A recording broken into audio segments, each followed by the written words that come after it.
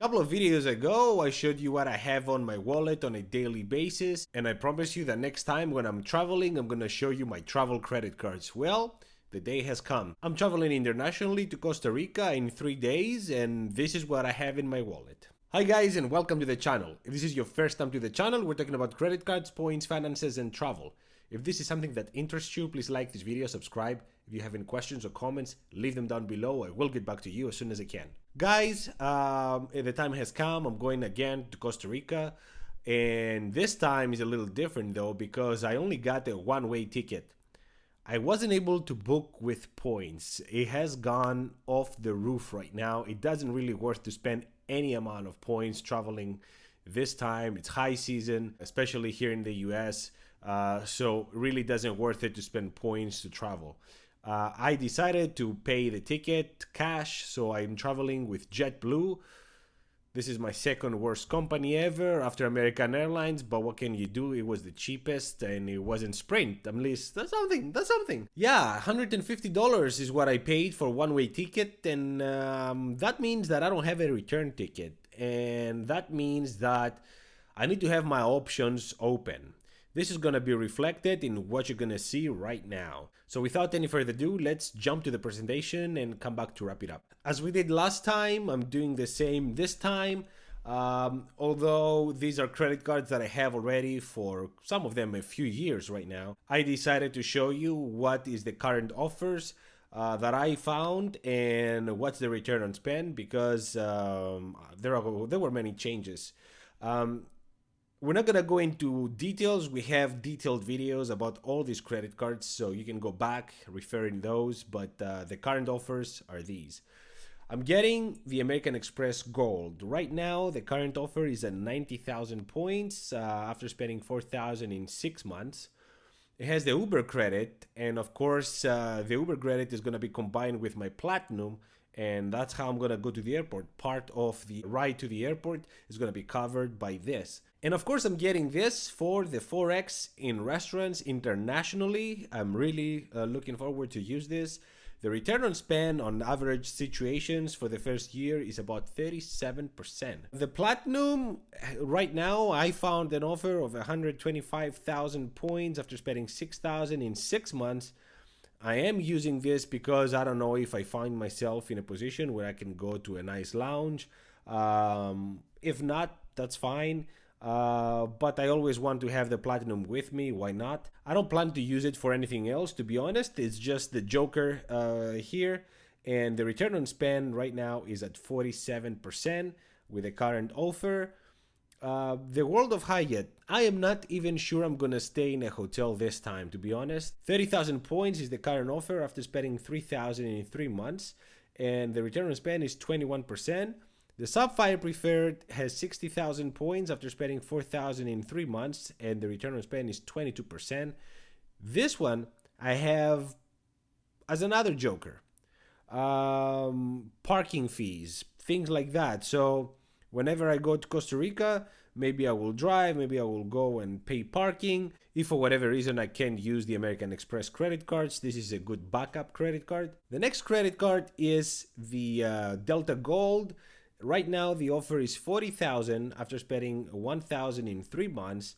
The return on spend is crazy at 63%, but I wouldn't go for it right now. This is not a good offer. American Express credit cards, if you don't know, they have this one in a lifetime sign-up bonus situation. So you're gonna get 40,000 points and that's it. You will never be able to get a sign-up bonus with this credit card. So make it count.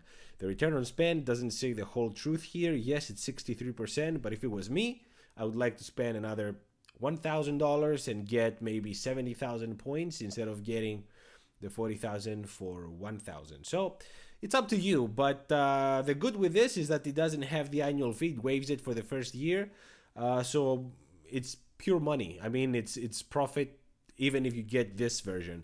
And I'm getting this because, again, I don't have a return ticket, so maybe I will be able to use it. Maybe I find a good flight with Delta, so why not have a Delta credit card with me to get the one luggage free? The Citi Premier is the same situation basically as my Sapphire Preferred is a Joker credit card. The great thing with this one, I talked about this in other videos, is that everything that it has, that 3x on gas, for example, is international. So if I end up renting a car or even going to the grocery store, I'm going to get that 3x internationally, which is amazing. It's even better than the preferred in this case. The current offer is 80,000 points after spending 4,000 in 3 months, and the return on spend is 27%. The Southwest Priority has right now 50,000 points after spending 1,000 in 3 months, and the return on spend is 63%. And again, I'm getting this for the same reasons I'm getting the Delta Gold. Maybe I will get a Southwest ticket to get back, and Southwest has 2 luggages free.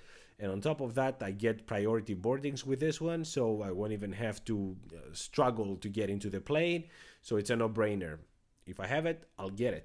And since we're talking about the return on spend on these credit cards, let's apply our imaginary budget of $12,000 equally spread between travel, restaurants, gas, and groceries to see what happens in the second and every year after, as we typically do.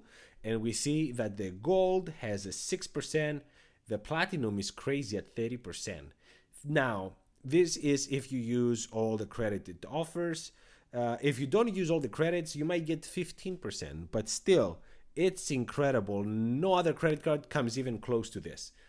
The World of Hyatt is at 5%. The Sapphire Premier is at 4%. I would say this is, the 4% here is a little bit conservative. There's a good chance you're going to get more, especially if you transfer to Hyatt, but 4% just to be on the safe side. The Delta Gold is at 2%. So yeah, unless you fly often with Delta and you're using this free luggage and 25 off in-flight purchases, you're not gonna find much return on this one. You have to be a frequent Delta flyer to get more than the 2%. The Citi Premier, 5%. I mean, the Citi Premier is an incredible credit card, honestly. It's a very well-rounded credit card. The Southwest Priority is at 4%. And that is great. I mean, 4% for a specialized credit card that doesn't even cost that much, I find it to be very good. And let's see what we're getting on average with all these credit cards. We're not gonna put them against each other. They're working together.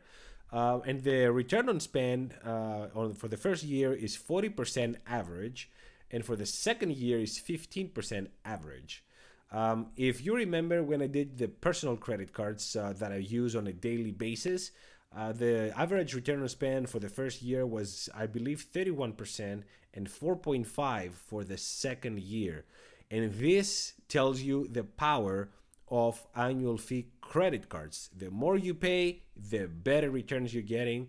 And that is something we've seen across the board. Now, the last video I did, I was talking how Chase deleted my Inc. Unlimited account.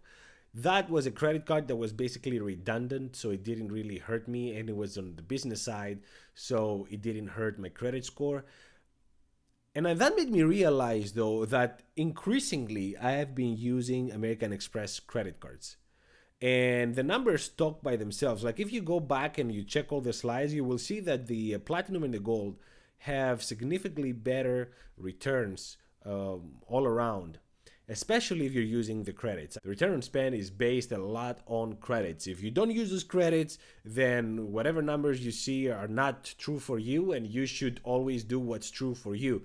I've talked to many of you, and many of you keep telling me you've been basically using American Express more and more, but many of you don't really like American Express credit cards exactly because of all those credits. You think it's like a coupon credit card, and I understand that. I really feel you. But that's it, guys. Many of these credit cards might look redundant, but I think 2 is 1, 1 is none, and I double on everything, so I have options. I give myself options. Also, I give myself a great spending limit, just so I'm on the safe side. Let me know what you think. What's in your wallet when you travel? Thank you so much for watching. Until the next one, ciao.